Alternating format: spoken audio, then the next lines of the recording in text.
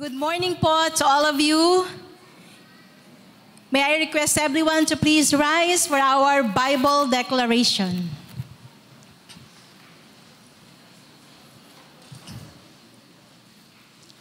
Tayo pong lahat, sabay-sabay po tayo and let us all begin. This is my Bible, begin. This is my Bible, God's inspired word, a lamp to guide my feet and a light to my path. I am committed to study and apply it into my life.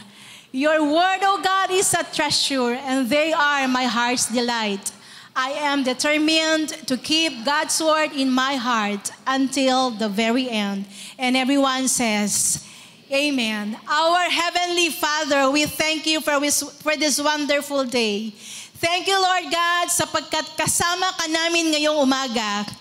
Salamat, Panginoon, for the past days of our lives, Lord, na hindi mo kami iniwan, hindi mo kami pinabayaan. And thank you, Lord God, dahil ngayong araw pong ito, meron kaming sigla, meron kaming lakas, meron kaming oras, Panginoon, para sa inyo, na purihin ka, na sambahin ka, at makinig po ng mga salita mo.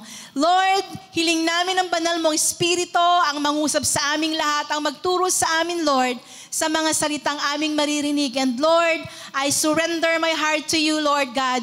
Not my will, not my words, O Lord, but ang kalooban mo at salita mo lamang, Panginoon, ang maibahagi ngayong araw na ito.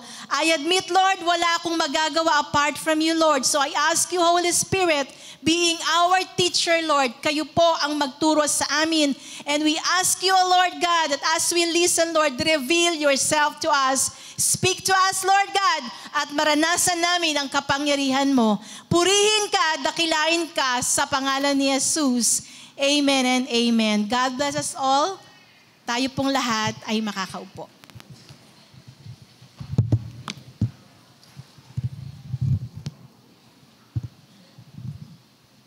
Praise the Lord again. Maayong buntag po sa tanan. Ayan. Malipayong adlaw sa mga igsuon kay Kristo. Isa nga pong malakas na palakpak para sa Panginoon. Ayan. Allow me to start with this story.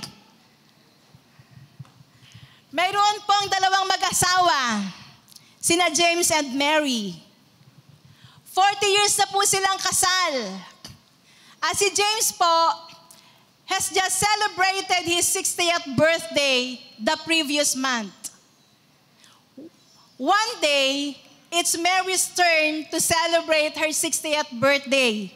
Yung misis naman po niya ang mag-celebrate ng birthday. And while preparing for the program to start, si James po ay pumasok sa isang kwarto at nagulat po siya nang makita niya ang isang fairy godmother sa harapan niya. She said, James, this is your lucky day. Nandito ako ngayon to grant you one wish. Now, tell me, ano ang gusto mo? Nag-isip po saglit si James. Then he said, well, gusto ko talagang magkaroon ng asawa na mas younger or bata sa akin ng 30 years. Sabi ng fairy godmother, walang problema. Your wish will be granted. Then, she waved her wand and suddenly, James was 90 years old. Gray-haired, wrinkled skin, bent, but 30 years younger than his wife. Mga kapatid, be careful what you ask for. And be content or satisfied. Amen? Hallelujah. Salamat sa Panginoon sa muli po nating pagkakataon na sama-samang makapag-aral ng kanyang salita. Bigyan nyo naman po ng isang magandang ngiti ang Panginoon kung tinitignan kayo ngayon. Make the Lord happy by seeing His children na masasaya po at mukhang tagumpay. Amen. Mukhang blessed at hindi Praise the Lord. Kasi alam niyo po, everyday po, kapag manonood po tayo ng television, di po ba? Or magbabasa po tayo ng mga social media, tayo po ay nakakapanood around the world or kahit po sa ating bansa na lamang. At nagbibigay po ito ng kalungkutan sa ating puso. Dahil nakikita po natin that the level of brutality, the level of immorality, the level of criminality and hatred ay talaga pong lumalaganap or tumataas. Amen? I believe, ang mga tao po ngayon, kung napapansin po ninyo, parang sobrang dali na lang po na kumitil ng buhay. Parang manok na lang ang buhay kung kumitil. May mga napapanood po tayo, sariling mga anak, pinupugutan ng ulo ang kanilang magulang. At iba pa pong karahasan.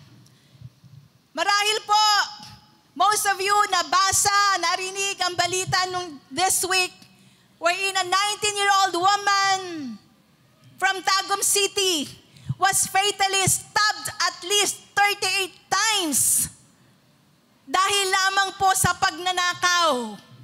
38 times po na sinaksak sa loob ng kanyang kwarto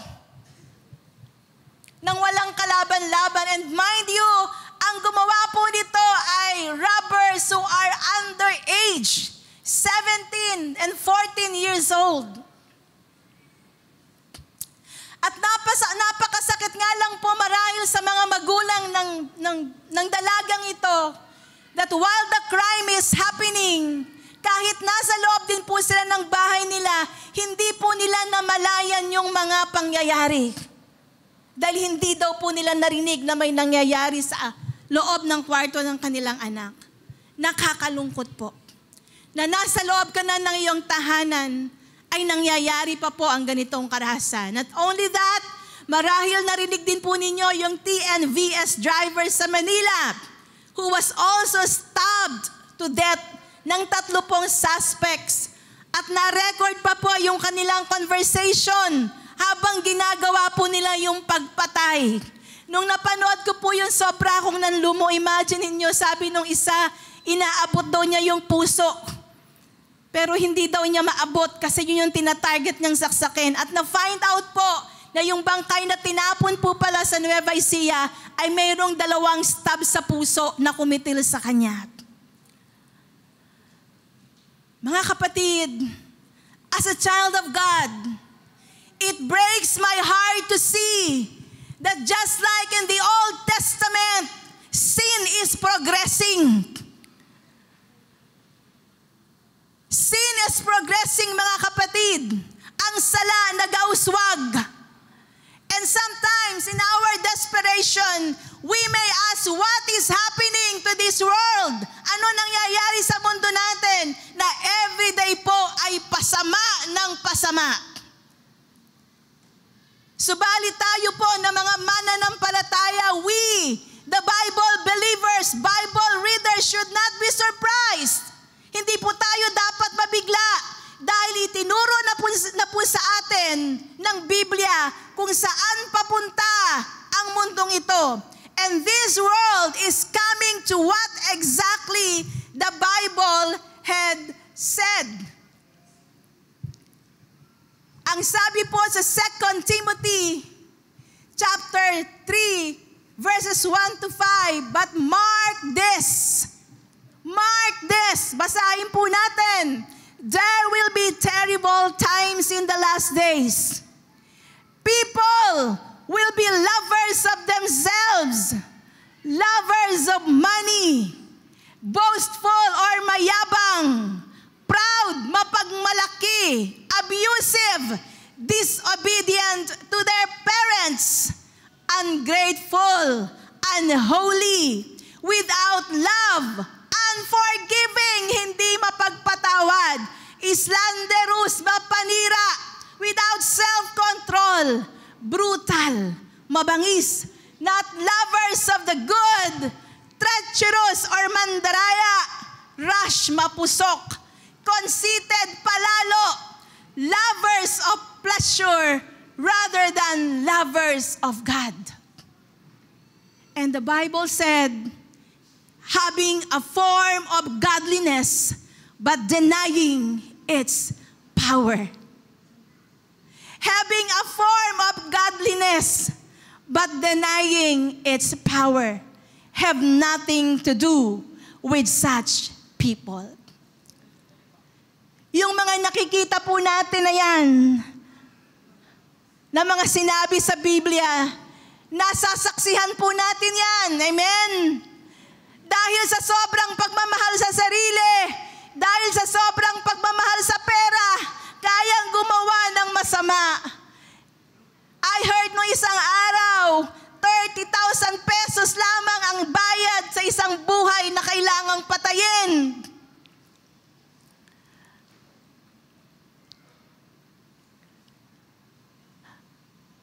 Sa kasalukuyan, marami pong mga anak na hindi na sumusunod sa kanilang mga magulang. Marami pong tao, napaka-ungrateful na. Hindi mapagpasalamat. Mga slanderous, mapanira. Wala na pong mga self-control. Brutal. Katulad ng nakikita po nating mga paraan ng pagpatay. Lovers of pleasure rather than lovers of God. Mga kapatid, ang bukas po natin ay walang katiyakan. Amen? Walang katiyakan ang ating bukas. May mga takot at may mga pangamba po tayo minsan na darama. Kung matatapos ba natin na ligtas ang buong isang taon na ito? Amen? Kung maitatawid ba natin or malalampasan ba natin ang malalakas na alon ng problema na kakaharapin natin? Or kung malalagpasan ba natin yung matataas na bundok ng pagsubok? And with all these questions and uncertainties po sa atin, what should we do? Ano po ang dapat nating gawin? And where should we go for peace and safety? Kanino ka pupunta para sa kapayapaan at sa kaligtasan? Well, the Bible gave an answer. Ang sabi po ng Psalm 91 verse 2, "This I declare about the Lord. He alone is my refuge, my place of safety. He is my God, and I trust Him." Hallelujah. Kung kailangan po natin ang kaligtasan, the Lord is our refuge. The Lord is our place of safety. He is our God, and we trust Him. Amen? Where do you go for safety? Anong gagawin mo kung kailangan mo ng kaligtasan? Mga kapatid, call 911. Pero hindi po yung 911 ng Davao City. Call God's 911. Ang sabi po ng Psalms 91 verse 1, "He who dwells in the secret place of the Most High will find rest in the shadow of the Almighty. He that dwells in the secret place of the Most High shall abide under the shadow of the Almighty." God's presence is only the safe place where you can go, where you can dwell, and where you can rest. Amen? The Bible says, "He who dwells." Take note of the word dwells or dwell. Pakisabi nga po sa iyong katabi, dwell. Dwell. Mga kapatid, hindi po sinabi ng Bible that he who visits, he who pass by, but dwell, live, meaning he who stays, he who abides, he who resides. Amen? Siyang nananahan, siyang nananatili, siyang namamalagi, mupuyo sa presensya ng Panginoon. Ang problema po, maraming mga Kristiyano, madalas or minsan, sumisilip lang.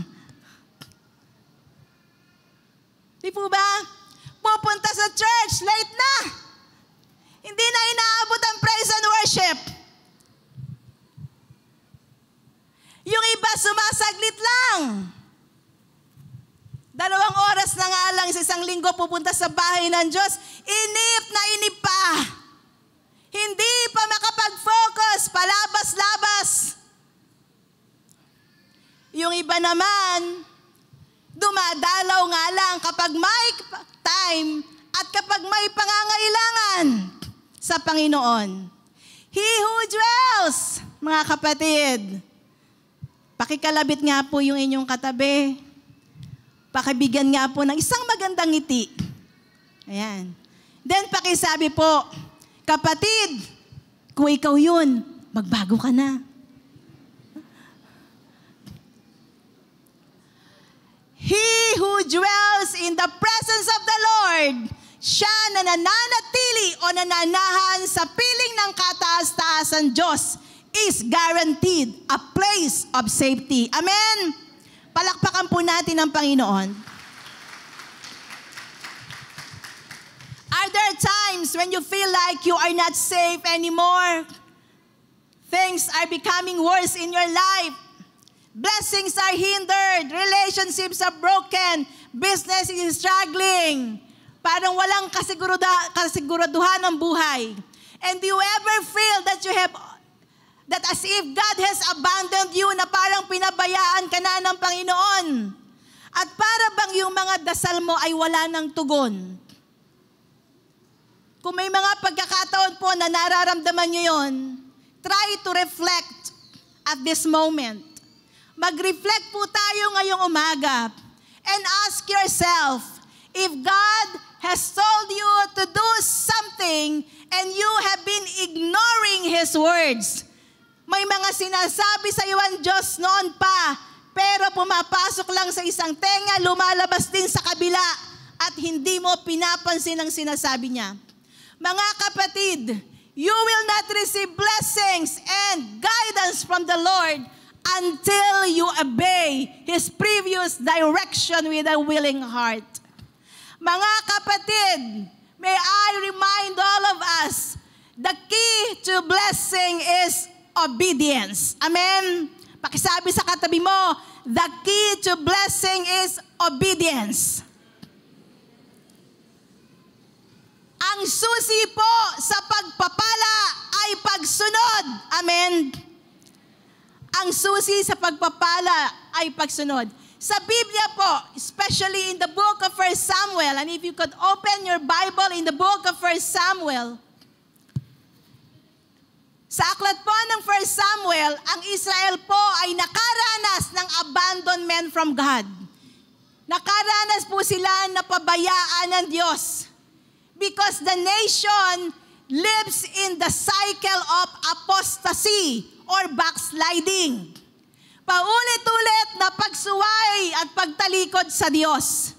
So nagalit po ang Diyos sa kanila at sila'y hinatulan kasama ang kanilang mga leaders.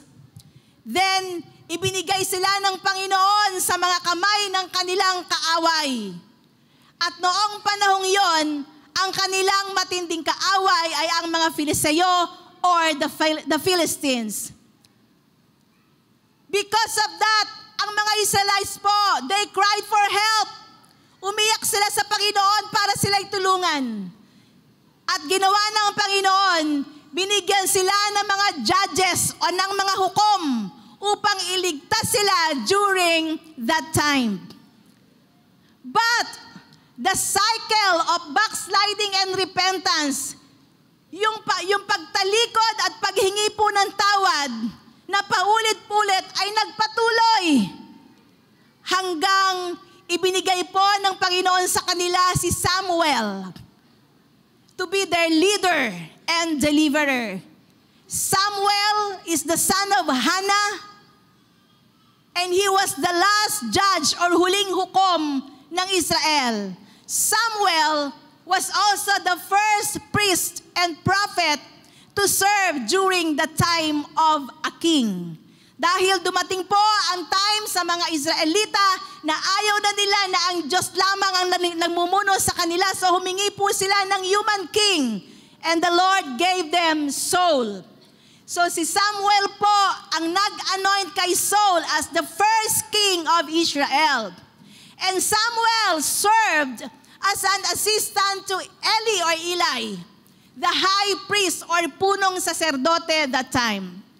After serving as an assistant of Eli in the temple, si Samuel po grew up as a good priest. Lumaki po siya na mabuting pari, mabuting saserdote at hukom. At pinamunuan po ni Samuel ang mga Israelita ayon sa salita ng Panginoon. Subalit, kabaliktaran po ni Eli or ni Eli, who is the chief priest that time. Kabaliktaran po ni Eli kasama ng kanyang masasamang anak na nagpagalit po ng gusto sa Diyos. Bakit po? Ang sabi po ng Bible sa 1 Samuel chapter 2 verse 12.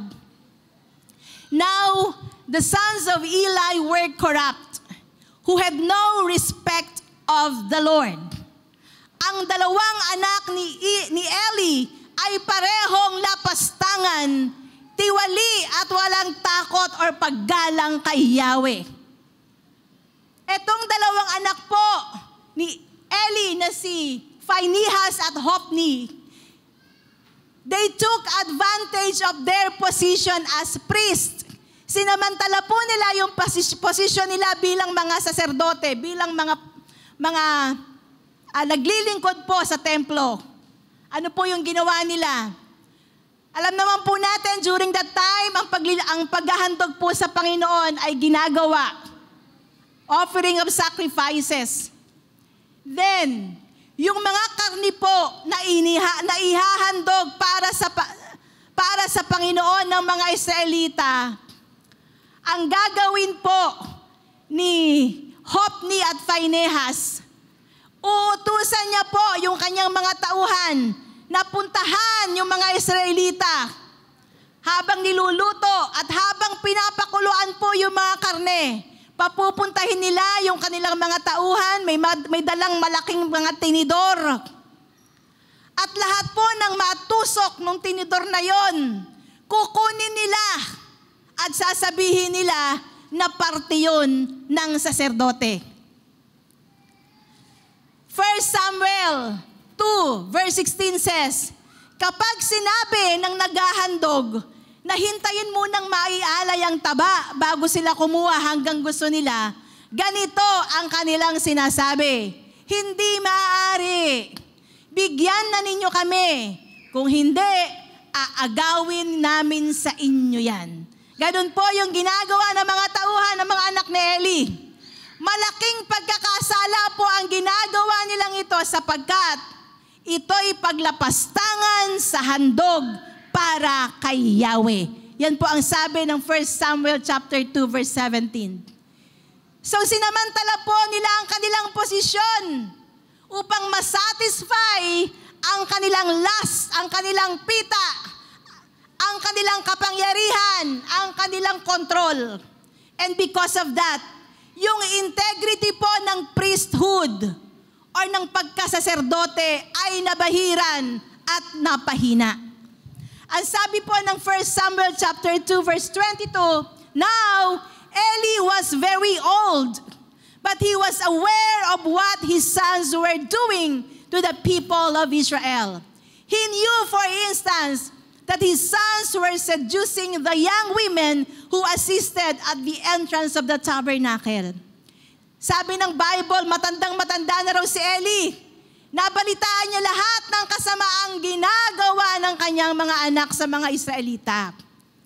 Nalaman din daw po niya ang pagsiping nito sa mga babaeng naglilingkod sa may pintuan ng toldang tipanan.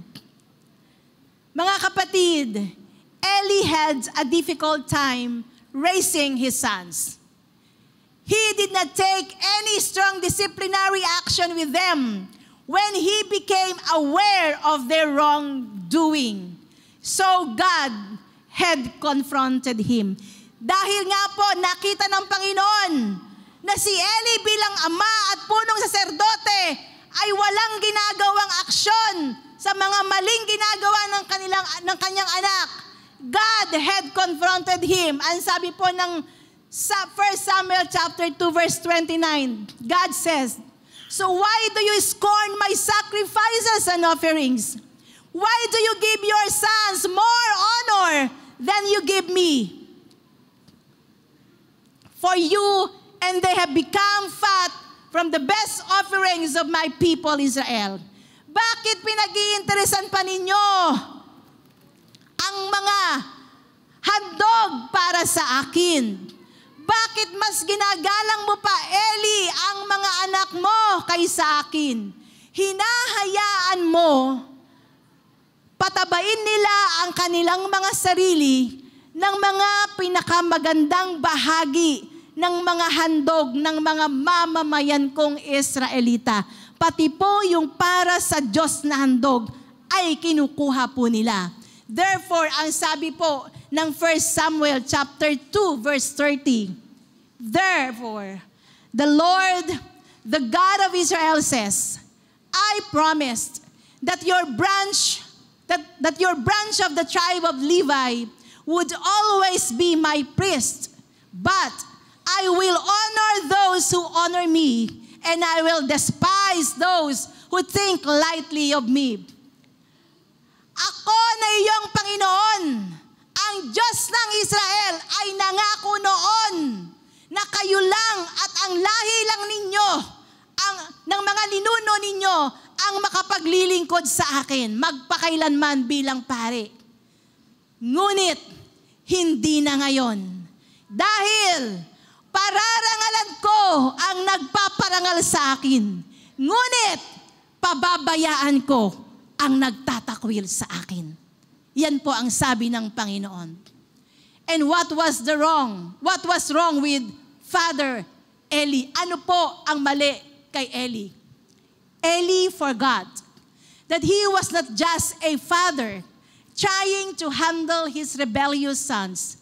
Nakalimutan po ni Eli na hindi lang siya isang ama na nagsisikap na hawakan ang kanyang mga rebelding anak, but he is also a high priest or the high priest, ignoring the sins of priests under his supervision.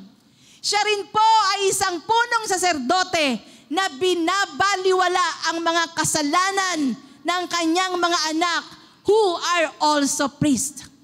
As a result, dahil po sa maling ginawa ni Eli at ang kanyang mga anak, the Lord took the necessary disciplinary action against him and his sons. And what was the sin of Eli? He was guilty of honoring his sons above God. Guilty po si Eli ng pagbibigay ng parangal ng mas mataas kaysa sa Diyos by letting them continue their sinful actions. Mga kapatid, sometimes like Eli, tayo po are guilty of this. We honor our children. We honor our family, our friends, our workmates, more than God. How? Minsan kahit nakikita na po natin na may mga maling ginagawa, kahit aware po tayo of their wrongdoings, we just keep quiet. Nananahimik lang po tayo and ignore and allow them to continue sinning. Bakit? Dahil natatakot po tayo, especially sa mga magulang na ang mga anak ang nagtatrabaho at nagbibigay po ng pagkain o supply ng pangangailangan sa bahay.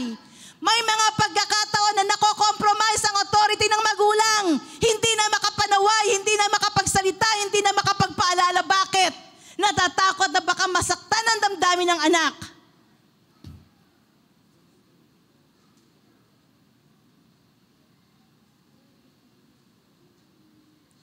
Minsan, may mga kapatid tayo, may mga pamangkin, kamag-anak, mga kaibigan, katrabaho, na lantarang gumagawa ng hindi maganda. Pero ikaw na isang Kristiyano nananahimik. Dahil natatakot po tayo na baka hindi na tayo pansinin. Natatakot po tayo na baka mawalan ng kaibigan. Natatakot tayo sa magiging consequence. In the family po, I was the youngest sa aming 5 babaeng magkakapatid. Pampito po ako mula po sa 9 na magkakapatid.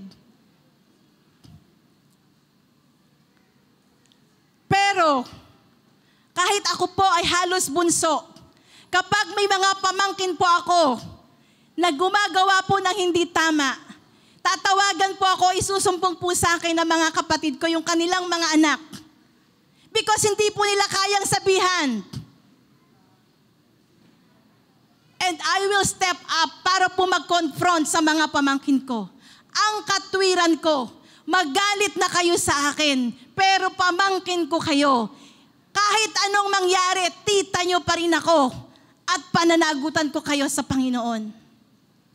Mga kapatid, huwag po tayong matakot na magpaalala. Huwag po tayong matakot na mag-correct kung kinakailangan. Kung ang nakasalalay ay ang kaluwalhatian ng Panginoon. Amen. Ang sabi ng Lord, I will honor those who honor me, but I will despise those who take lightly of me. Hallelujah. Honor God more highly than anything else or anyone else, because one day, God will act, God will intervene. One day, God will act, and when He does, sinasabi ko po sa inyo, when He does, it will surely hurt us. Masasaktan po tayo. Like what He did to Eli. As a consequence po ng kanyang pagpaparangal ng higit sa kanyang mga anak kaysa sa Diyos, God caused His sons to die together with the 34,000 plus soldiers of Israel na nakapaglaban po sa mga Philistines. Ang sabi ng Bible, it is more dreadful thing na tayo po ay sumailalim sa kamay ng Diyos. Obedience is the key to blessing. Now, before chapter 7, which is my main text for today, nasa introduction pa lang po ako. Joke. Before chapter 7, which is my main text for today, this is one of the darkest periods po in the history of the nation of Israel. Yung mga pangyayari po before chapter 7 ng 1 Samuel, ito po yung darkest period in the history of the nation of Israel. During this time, one of the fiercest, isa po sa pinakamabagsik na kalaban ng mga Hudyo, the Philistines drew up in battle formation against Israel near the place called Ebenezer. The elders of Israel, yung mga elders po na Israel, they could not understand what was going on. Ano ba nangyayari? They could not understand that the spiritual decline of the nation of Israel was forfeiting the protection and victory of Jehovah God.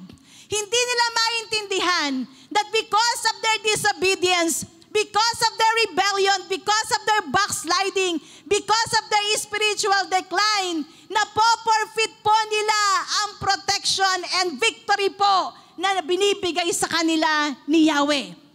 And the worst period of their time happened in Ebenezer, which is my topic for today. Ebenezer is only mentioned 3 times in the Bible. In the early chapters of 1 Samuel, there were events that gave Ebenezer some definitions. In 1 Samuel chapter 4 verse 12, kung kayo po ay sumusunod sa akin, ang Israel po was at war with the Philistines. And the Israelite army was camped near Ebenezer. And the Philistines were at Aphek. The Philistines attacked and defeated the army of Israel. And during that time, killing 4,000 men. Ganun po karami ang napatay nila ng mga sundalo po ng mga Israelita. Thus, making Ebenezer a place of defeat. during this period of time, Israel was infected with the worship of idols, practiced rituals, and they neglected offerings to the Lord. Nung time po na nakakaranas ng matinding pagkatalo ang Israel, yun po yung time na ang mga Israelita ay infected sa pagsamba sa mga Diyos-Diyosan, sa pagpapractice ng mga rituals, and they forgot, pinabayaan na po nila ang pag-o-offer ng sacrifices to the Lord. And so, unang consequence po, nagkaroon po sila ng pagkatalo. So Ebenezer became a place of defeat. Not only that, because of those defeat, Ebenezer became a place of despair. Kawalan ng pag-asa. And in 1 Samuel chapter 4 verse 10, a place of lamentation and a great loss. After the battle was over, the troops retreated to their camp, and the elders of Israel asked, "Why did the Lord allow us to be defeated by the Philistines?" they said. And then they suggested, "Let's bring the Ark of the Covenant of the Lord from Shiloh. If we carry it into battle with us, it will save us from our enemies." Sabi nila, nang makabalik na ang mga nakaligtas sa kanilang kampo, nagtanungan po ang matatandang namumuno sa Israel, bakit tayo pinababayaan ni Yahweh na matalo ng mga Filisteo ngayon? Sabi nila, ang mabuti pa, kunin natin sa Shiloh ang kabanantipan, ang Ark of the Covenant, upang samahan tayo ni Yahweh. Siguro, kung nasa atin yon, ay ililigtas tayo sa ating mga kaaway. So ipinakuha po nila yung Ark of the Covenant from Shiloh at dinala po sa kampo nila, thinking na kapag ang kabanantipan o Ark of the Covenant na nagsisimbolo ng dwelling place ng Panginoon ay nasa tabi nila, ay magtatagumpay sila. But they were wrong. Why? Because they were placing their confidence in the magic of the ark rather than the majesty of the Almighty who resided above the ark. Akala ng mga Israelita, pwede nilang gamitin na parang good luck charm or magical object or anting-anting ang Ark of the Covenant. Nakalimutan po nila that the Ark of the Covenant or ang kabanantipan kung saan ang Diyos ay nananahan ay naglalaman ng mga pangako ng Diyos na si Jehovah. At ang mga pangakong yon na ibinigay ng Panginoon sa kanila ay may kaakibat na kondisyon. At dahil po, hindi tinupad ng Israel ang mga kondisyon na bahagi ng tipan, sinira nila ang covenant, ang tipan at ang Diyos. Dinala nito ang Israel sa ilalim ng mga sumpa ng tipan at hindi po obligado ang Diyos na sagutin ang mga panalangin ng Israel dahil sinira po nila ang kanilang tipan sa Panginoon. 1 Samuel chapter 4, mula po sa 9 to 11, nang marinig po at malaman ng mga Filisteo, na mga kaaway ng Israel, na yung Ark of the Covenant dadalhin sa kampo nila o dumating sa kampo nila, natakot po ang mga kaaway nila because alam nila, before, pag nandyan ang Ark of the Covenant, laging nagtatagumpay po ang Israel. At dahil nalaman nila nandyan na ang Ark of the Covenant, the Philistines were motivated to fight desperately. Ang sabi po nila sa 1 Samuel 4:9, "Fight as never before, Philistines. If you don't, we will become the Hebrews' slaves, just as they have been ours. Stand up like men and fight." Sa Tagalog po ang sabi nila, kaya magpakatatag tayo. Dahil kung hindi, magiging alipin tayo ng mga Hebreyo gaya ng pang-aalipin natin sa kanila. Labanan natin sila. So ganun po ang naging stand ng kanilang kaaway. Mas lalong maging matibay, mas lalong tumapang at mas lalong mamotivate na kinakailangan nilang lumaban at manalo. Next, in 1 Samuel chapter 4, verse 10 to 11. So, ang sabi ng Bible, the Philistines fought desperately and Israel was defeated again. Natalo po muli ang kanila pong ang Israelita kahit nasa kanila na po ang Ark of the Covenant. The slaughter was great. Sobrang laki po ng casualty. 30,000 Israelite soldiers died that day. The survivors turned and fled to their tents. Ang isa sa pinakamasakit na pangyayari, the Ark of God, the Ark of the Covenant was captured. Nabihag po ng kanilang mga kaaway. And eto na po ang consequence ng disobedience ni Eli. Hophni and Phinehas, the two wicked sons of Eli, were killed. Yun po ang pangyayari sa mga Israelita. Ebenezer this time became a place of defeat, lugar ng pagkatalo, a place of despair, lugar ng kawalang pag-asa, a place of lamentation and great loss, lugar ng pagtangis at malaking pagkawala. But here in chapter 7, si Samuel po ay nagbigay ng beautiful and real meaning of Ebenezer. Ebenezer means stone of help, bato ng pagtulong. Dito sa chapter 7, makikita po natin, kung nasusundan niyo po ako, na ang mga Israelita ay nagluluksa dahil sa kanilang pagkatalo. Dahil pakiramdam po nila, tila pinabayaan na sila ng Panginoon. Especially po nang nabihag po ang Ark of the Covenant. Subalit, thank God, dahil po sa pangyayaring ito,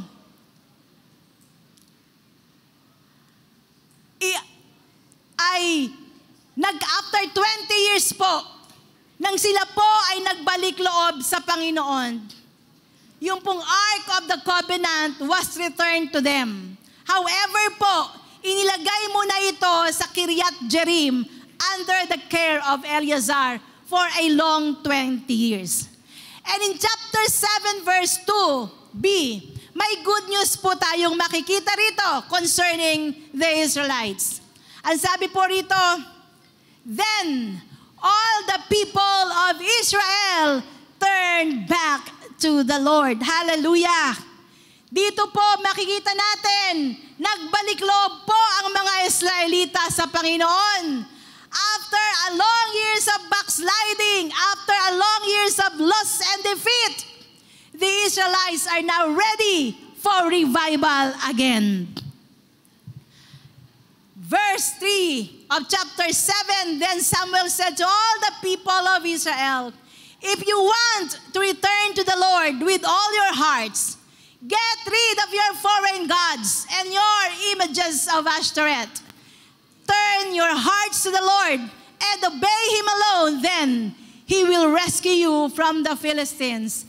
Sabi po ni Samuel sa kanila, kung taus-puso ninyo, kung taus-puso ang inyong pagbabalik loob sa Panginoon, itapon ninyo ang inyong mga Diyos-Diyosan, pati na ang mga imahe ni Ashtoreth. Ilaan ninyo ang inyong buhay sa Panginoon lamang at Siya lang ang inyong paglingkuran. Kung gagawin mo ang mga ito, ililigtas niya kayo sa kamay ng mga Filiseo. Hallelujah. Mga kapatid, Samuel, now a grown man, roused to action by saying that if they were truly sorry, kung ang mga Israelita were truly sorry sa kanilang mga pagre-rebelde sa Panginoon, they should do something about it. Kung totoong nagsisisi kayo, sabi ni Samuel, gawin nyo ang nararapat.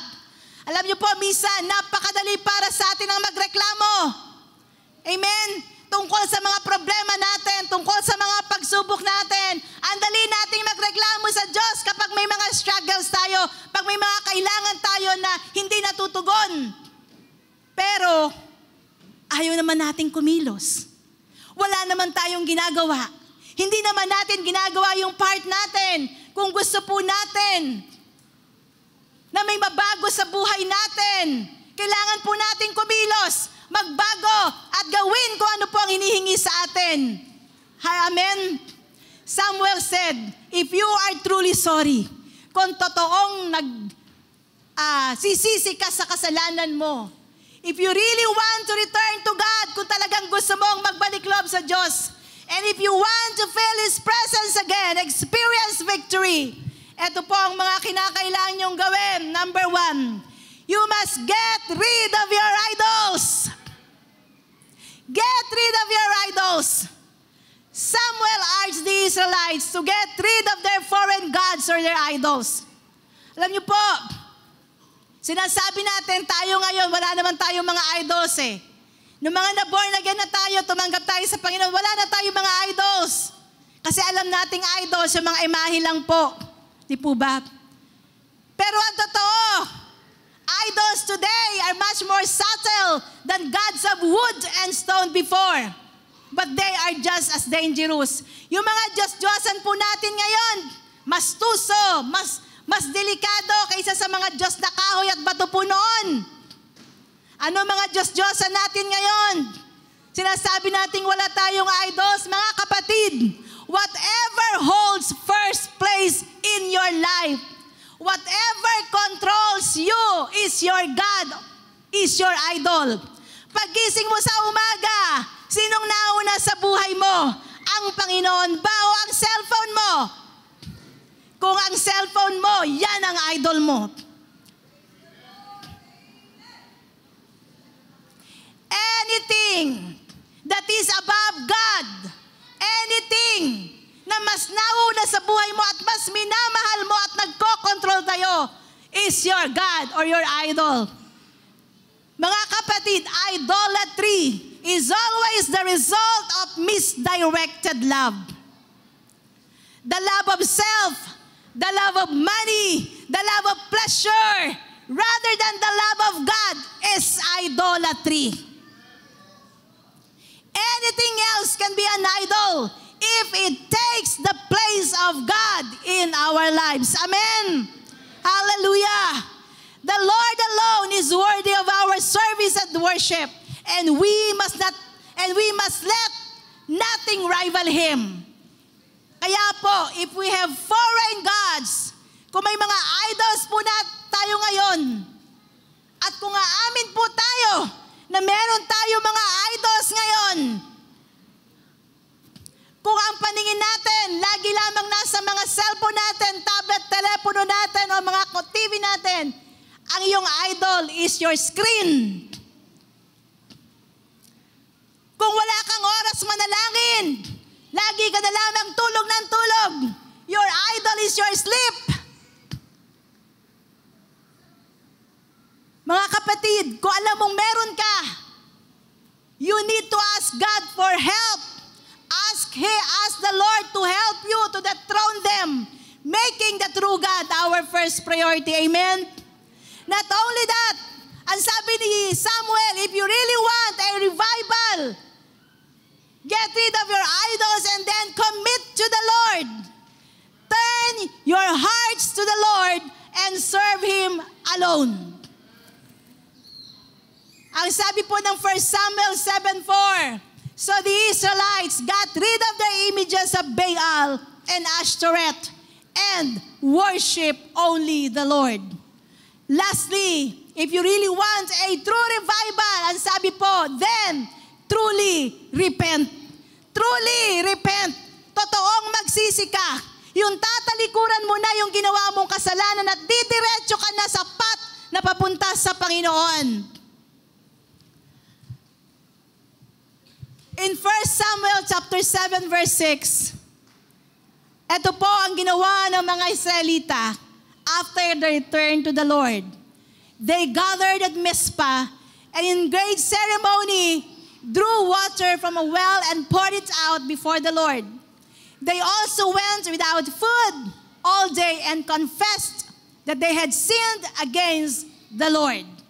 Nang magkatipon na silang lahat sa Mispa, kumuha sila ng tubig at ibinuhos sa harap ng presensya ng Panginoon.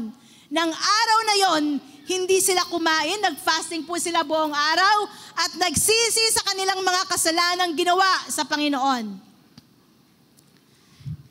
Now, yung pong ceremony na ginawa nila, the pouring out of water on the ground before the Lord, was a sign of repenting from sin. It is a sign of turning from idols and determining to obey God alone. Then in verse 7 to 9, nang mabalitaan po ng mga Filiseo na nagtitipon-tipon ng mga Israelita sa Mispa, naghanda po ang mga pinuno ng mga Filiseo para salakayin sila uli. Nang mabalitaan ito ng mga Israelita na sasalakay na naman ang mga Filiseo sa kanila, natakot po silang lahat.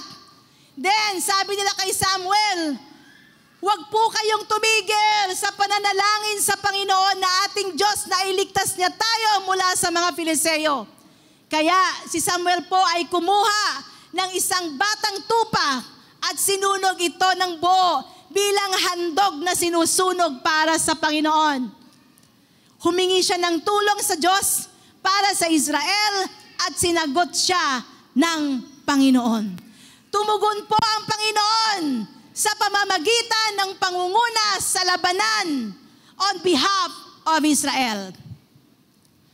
1 Samuel chapter 7 verse 10b, but the Lord spoke with a mighty voice of thunder from heaven that day, and the Philistines were thrown into such confusion that the Israelites defeated them. Samantalang naghahandog daw si Samuel, palapit naman ang palapit yung mga kaaway na Filiseo. Ano ang ginawa ng Panginoon? Ginulo sila ni Yahweh. Yahweh gave them confusion sa pamamagitan ng malalakas na kulog at nagapi ang mga kaaway ng Israelita. Hallelujah! God thunders against the Philistines and He throws them into confusion. Yun po ang ginamit ng Panginoon. Hindi na po ginamit ng mga Israelita ang kanilang mga espada sa pakikipaglaban. God gave their enemies confusion and panic. Hallelujah. And we saw that God has fought for Israel. And we saw how God has given Israel victory. It was the very voice of God, something like thunder, that caused their enemies defeat and ultimately caused Israel's victory. Ano po ang nangyari dahil doon? The Philistines in panic run, nagtakbuhan po sila because of confusion and panic.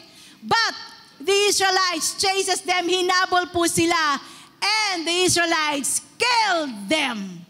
And in verse 12 po, ang sabi dyan, eto na po ang ating bibigyan ng focus ngayong umaga. Then Samuel took a stone and set it up between Mizpah and Shen, and called its name Ebenezer, a stone of help, saying, thus far the Lord has helped us. Up to this point, the Lord has helped us. Pagkatapos, kumuha si Samuel na isang bato at inilagay sa gitna ng Mizpah at Shen. Pinangalanan niya itong Ebenezer dahil sinabi niya, hanggang ngayon, tinutulungan kami ng Panginoon. Hallelujah! Hanggang ngayon, tinutulungan kami ng Panginoon. Mga kapatid, ang sabi ng verse 13, kaya natalo nila ang mga Filiseo at hindi na nila muli pang sinalakay ang mga Israelita habang nabubuhay pa si Samuel dahil ang Panginoon ay laban sa mga Filiseo. And throughout Samuel's lifetime, the Lord's powerful hand was raised against the Philistines. Palakpakan po natin ang Panginoon.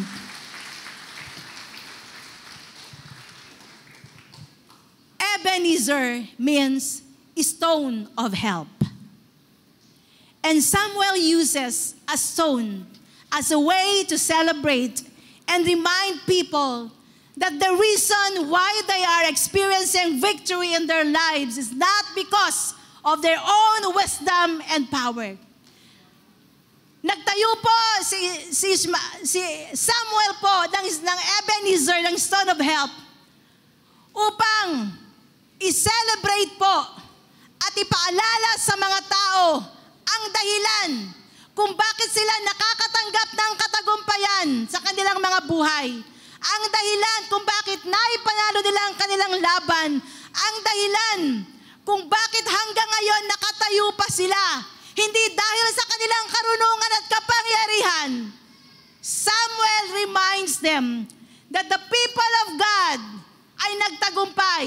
That the people of God, ang mga Israelita, are still standing because thus far the Lord has helped them. Amen. Up to this point, until now, the Lord has helped us. Mga kapatid, ngayong umaga, look upon your life. Sumandali po nating tignan ang ating mga individual na buhay. Kamusta po ang cycle ng iyong buhay? Simula nang makilala mo si Kristo. Simula nang tanggapin mo siya sa puso mo bilang Panginoon at tagapagligtas mo. Sa simula, sumusunod. Mainit na naglilingkod. Sa kalagitnaan, nagkaroon ng pagsubok. Unti-unting tumamlay. Unti-unting nanghina. Nawala. Hindi nagpapakita sa Panginoon. Hindi pumupunta sa church. Pero one day, kinailangan ng Diyos, kaya bumalik. Pinatawad siya muli ng Panginoon. Pero sa katagalan, naging pasaway na naman. Naging unfaithful. Pero katulad ng Israel, hindi napagod ang Diyos sa'yo. Katulad ng Israel, hindi ka sinukuha ng Diyos. Amen. Thus far, the Lord has helped. Hanggang ngayon, tinutulungan ka ng Diyos. Kahit sa oras ng panlalamig mo, kahit sa oras ng pagtalikod mo, nananatiling tapat ang Diyos at nananatiling ang Diyos ay tumutulong sa iyo. Like Israel, we may land in a place of defeat. We may land in the place of despair, in a place of failure and loss and lamentation. When we live a life that is not obedient to God. Maaaring hindi natin maintindihan kung ano ang nangyayari sa ating buhay. Minsan ang gulo-gulo, ang daming confusion. And sometimes, nagpapanik po tayo. Then, that's time for you to examine or check what's wrong with you. Mga kapatid, may I remind you, know that you are not abandoned by God. You are not abandoned. Thus far, the Lord has helped you. Hanggang ngayon, sinasamahan ka. Hanggang ngayon, tinutulungan ka ng Panginoon. Look at where you are right now. Tignan mo kung nasan ka ngayon. Magbalik tanaw ka sa dating buhay mo noon. Gaano kalayo na ang pinagdalhan sa iyo ng Panginoon? Gaano katagal ka nang iniingatan ng Panginoon? Umaga't gabi ng buhay mo na lumalabas ka, nasa iyo ang proteksyon ng Panginoon. Dumaan ang pandemya. Millions ang namatay. Sa Pilipinas, thousands ang namatay. Pero narito ka, buhay ka, amen. Patuloy na malusog, patuloy na nakapagtatrabaho at kumikita. Gaano katagal ka nang kinukupkop? Ipinaglalaban ng Diyos at pinagpapala. Marahil po hindi tayo pinanganak na meron pong golden spoon. Marahil marami sa atin nagmula sa hirap, tiyaga at pagsisikap ang naging puhunan. Pero kung hindi ka sinamahan at ng Panginoon, wala ka pa rin sa iyong kalagayan ngayon. Amen. Dahil marami ring tao ang nagtiyaga, marami ring tao ang nagsumikap, hanggang ngayon nagsusumikap, pero nandun pa rin sa kanilang dating mababang kalagayan dahil hindi nila kasama ang Diyos. Pero ikaw, mula noon hanggang ngayon, hindi ka iniwan ng Diyos. Hindi ka iniwan ng Diyos. Kahit dati marahil sakitin ka, kahit dati marahil nalangay na sa bingit ng kamatayan ng buhay mo, kahit dati marahil pasaway ka, dati halos hindi mo alam kung saan ka kukuha ng pambayad sa bahay na renta, hindi mo alam kung saan ka kukuha ng pang-enroll sa school o pambayad ng tuition mo. Pero ngayon, doktor ka na. Amen. Ngayon, teacher ka na. Ngayon, nurse ka na. Architect ka na. Engineer ka na. Dati papunta ng school, naglalakad ka lang. Dati papunta ng trabaho, nakabike ka lang. Pero ngayon, naka-Raptor ka na. Naka-BYD ka na. Naka-Navara ka na. Hallelujah. Amen. Dati ni Jollibee, hindi po natin matikman. Pero ngayon, parang sawang-sawa ka na. Kasi puro buffet o eat all you can ka na. Dati binubuli ka lang sa school ng mga kaklasmate mo, ng mga barkada mo. Pero ngayon, boss ka na. Amen. Dati nagpapalibre ka lang. O nanghihiram ka lang ng pera, ngayon, ikaw na nagbibigay. Praise the Lord. Dati kahit Nokia 3210, hindi ka makabili. Ngayon, naka-iPhone 16 ka na. Sana all. Amen. Dati po, nangarap ka lang magkaroon ng singsing or kwintas na ginto kahit isa lang. Ngayon, para ka ng may hepa. Diba? Dahil naninilaw ka na sa dami ng iyong ginto na nakasuot sa iyong katawan. Praise the Lord. Nangarap ka lang dati magkaroon ng maliit na lupa at makapagpatayo ng sariling bahay kahit kubo. Pero ngayon, ang dami mo ng lupa at ang laki ng bahay mo. Thank you, Lord. Hallelujah. Lumaki po ako sa squatter area. Yung pong dating dinadaanan ng mga, ano ba yun? Mga riles. Ng mga tren. Nangarap lang din po ako. May dumadaan minsan ng mga eroplano sa amin. Habang nasa bukid kami, kumakaway lang po ako. Pero I thank the Lord. Inalis po ako ng Panginoon sa sitwasyon na yon. Nangarap lang ako dati na makasakay sa eroplano. Kahit papunta lang siguro ng isang lugar sa Pilipinas. But the Lord has allowed me na makarating ng Israel, makarating ng America, and the rest of the nations. The Lord is good. Amen. Dati nangarap ka lang makasakay ng eroplano at makapunta ng Manila. Pero ngayon, halos naikot mo na ang Pilipinas at ang ibang bansa. Thus far, the Lord has helped you. Amen. Hanggang ngayon, tinutulungan ka ng Panginoon. Dati, you are just a tail, buntot ka lang. Sunod-sunuran. Sunod lang ng sunod. Naghihintay lang na mabigyan o maambunan ng biyaya o pagpapala. But the Lord, ngayon, ginawa ka niyang head. Ginawa ka niyang ulo. Ginawa ka niyang head. He made you a leader. Leader of your family. Leader of your company. Leader ng iyong mga barkada. Hallelujah. Up to this point, the Lord has helped you. Hanggang sa kasalukuyan, kasama ka at tinutulungan ka ng Diyos. Mga kapatid, kung magre-reflect po tayo, ang dami natin na dapat ipagpasalamat sa Diyos. Amen. Ang daming kabutihan ng Diyos na ginawa sa buhay mo at sa buhay ko. Amen. But in return, ano po yung ibinibigay natin sa Diyos? Sa gitna ng napakaraming mga blessings na ibinigay sa atin ng Panginoon, ano po ang ibinibigay natin sa Diyos na kapalit sa Kanya sa mga pagpapalang yon? Kayo po ang makakasagot niyan. Gusto mo bang patuloy na samahan ka ng Diyos ngayong taon at sa mga susunod pang taon? Nais mo po bang maranasang muli ang Kanyang mga pabor? Do you want a breakthrough sa iyong buhay?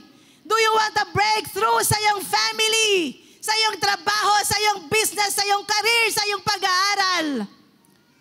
Kung susunod ka at pararangalan ng Diyos sa iyong buhay, guaranteed po na yun ang ibibigay at gagawin sa iyo ng Diyos. Amen. Ngayong umaga po, nandyan ang invitation ng Panginoon. The key to blessing is obedience. Amen. Gusto mo ng pagpapala, sundin mo ang Diyos, sumunod ka sa Panginoon. Parangalan mo siya above anything else, above anyone else. Do not take the Lord so lightly. na kung kailan ka lang may tirang oras para sa Kanya, yun lang ibibigay mo. Make Him your first priority. Amen? At ngayong umaga po, habang aawitin ng ating worship team ang isang song, magbalik tanaw ka at namnamin mo kung gaano katapat, kung gaano ka-faithful ang Diyos sa buhay mo. Because never once na pinabayaan ka ng Panginoon. Never once na kinalimutan ka ng Diyos. Walang sandali na iniwan ka niya. Because thus far, the Lord has helped you. Up to this point, the Lord has helped you. Hanggang sa kasalukuyan, tinutulungan ka at sinasamahan ka ng Diyos. May I request everyone to please rise. Ngayong oras pong ito, nakatayo ka sa harapan ng Diyos na hindi nag-give up sa'yo, na hindi bumitiw sa'yo, Diyos na hindi ka iniwanan, Diyos na laging umuunawa sa'yo, laging nagpapatawad, laging nagmamahal, Diyos na napakalawak ng pangunawa, Diyos na mahabagin, Diyos na tapat. And He is saying, sinasabi niya sa iyo, anak, kailanman hindi ka nag-isa, kailanman hindi kita pinabayaang maglakad mag-isa. Maaaring iniwan mo ko pero hindi kita iniwan. Maaaring nakalimutan mo ko pero hindi kita nakalimutan. At kahit kalimutan mo ko, hindi kita makakalimutan dahil nakasulat ang pangalan mo sa aking palad. Dahil nasa puso kita, dahil binigay ko ang buhay ko sa iyo sa krus ng Kalbaryo.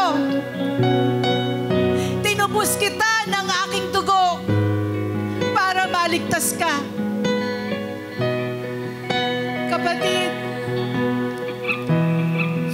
the Lord is here this morning. Why don't you talk to Him? Nalalamig ka ba sa relasyon mo niya?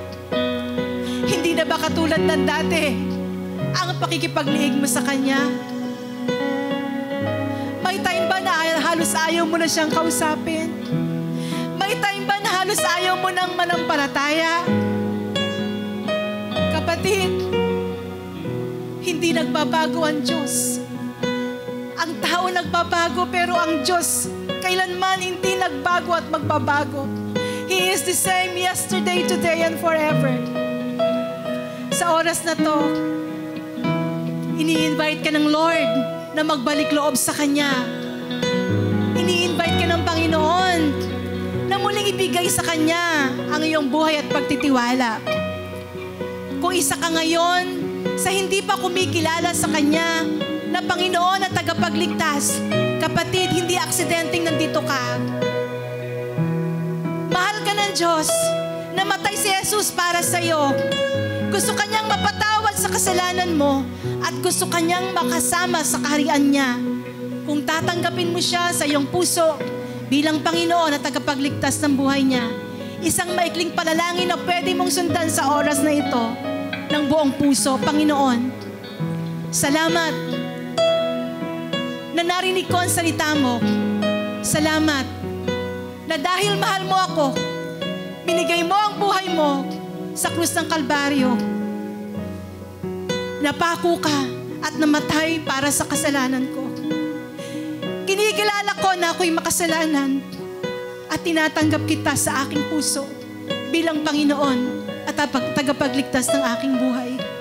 Mula ngayon, manahan ka sa aking buhay at mula ngayon, ikaw na ang aking Panginoon. Mga kapatid, maaaring hindi ka nakakakita ng breakthrough sa buhay mo. Maaaring parang walang blessing sa mga ginagawa mo, kapatid. Kung uunahin mo ang Diyos sa buhay mo, kung ipaprioritize mo siya sa lahat ng ginagawa mo, kung ipaprioritize mo sa puso mo, guaranteed ang pagpapala at pabor ng Diyos sa iyo. Sa oras na to, taas mo ang kamay mo sa Panginoon. Kung gusto mong makaranas ng pabor, ng pagpapala mula sa Kanya. As we pray for this day before the Lord, Abba Father, in the name of Yeshua, our Lord and Savior, Lord, look upon your people. Look upon your children, Lord. Ang mga anak na tinubos mo ng banal mong dugo, Panginoong Jesus, naririto ngayon sa iyong harapan. May nangangailangan, Lord, ng refreshing, ng revival. May mga nangihinang spiritual, Panginoon. Lord, in Jesus' name, Father, breathe life, Lord. Hingahan mo sila ng buhay muli sa pangalan ni Jesus, O Lord. Breathe life in the name of Jesus. May mga natatakot, may mga nangangamba, Lord. Breathe peace in Jesus' mighty name. Let your shalom be with them in Jesus' mighty name. Lord, may mga nalulungkot, may mga broken-hearted, Lord. May mga sirang relasyon, Lord God. You are the God of reconciliation, Panginoon. Magbigay po kayo ng pagpapatawad. Lord, mag-release ka ng forgiveness. Mag-release ka ng pag-ibig sa mga oras na to. May mga nangangailangan ng material na bagay, ng mga financial na bagay, Lord. You are our Jehovah Jireh, Lord. Magbigay ka at magbuhos ng pagpapala sa iyong mga anak sa pangalan ni Jesus. May mga may karamdaman, Lord God, physically inflicted, Lord God, in pain, Lord God, Jesus. You are our Jehovah Rapha. Lord, dispense healing right now. Magbigay ka ng himala at kagalingan sa pangalan ni Jesus. Hallelujah. Hallelujah. Lord, may nakakaramdam ng pagkatalo at pagkagupo, Lord, sa mga circumstances nila, sa mga laban nila sa buhay. Lord, you are our Jehovah Nissi, our Banner, our victory. Magbigay ka ngayon ng tagumpay sa iyong mga anak sa pangalan ni Jesus. Prove yourself, Lord, to be strong and mighty, O Lord God. At Lord, sa iyong mga anak, sa aming lahat ng mga naririto, Panginoon, ngayong isang buong linggo na aming tatahakin, Panginoon, samahan niyo kaming muli. Lord, tulungan niyo kaming muli. Pangunahan niyo kaming muli, O Lord God. At hayaan niyo, Panginoon, na mawala ang aming mga takot, mawala ang aming mga pangamba.